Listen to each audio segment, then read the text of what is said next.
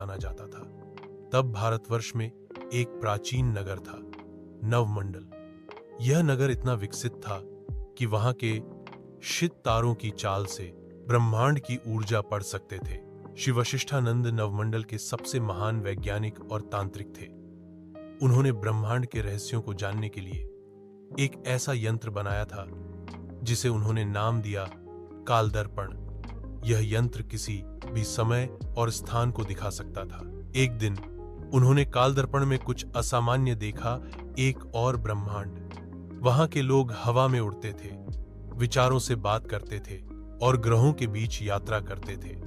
यह था इस अमेजिंग यूनिवर्स, एक वैकल्पिक ब्रह्मांड जहां विज्ञान और अध्यात्म दोनों ने मिलकर जीवन को असंभव ऊंचाइयों तक पहुंचा दिया था।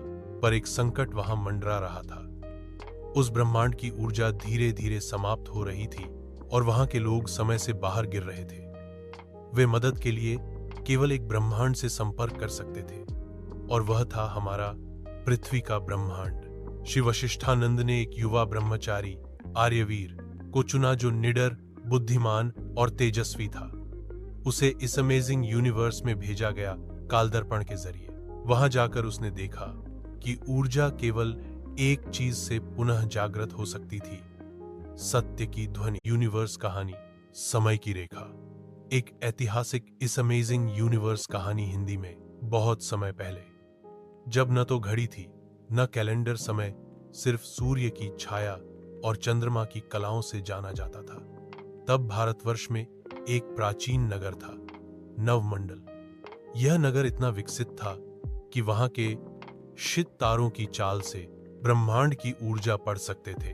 श्री वशिष्ठानंद नवमंडल के सबसे महान वैज्ञानिक और तांत्रिक थे। उन्होंने ब्रह्मांड के रहस्यों को जानने के लिए एक ऐसा यंत्र बनाया था जिसे उन्होंने नाम दिया कालदर्पण। यह यंत्र किसी भी समय और स्थान को दिखा सकता था।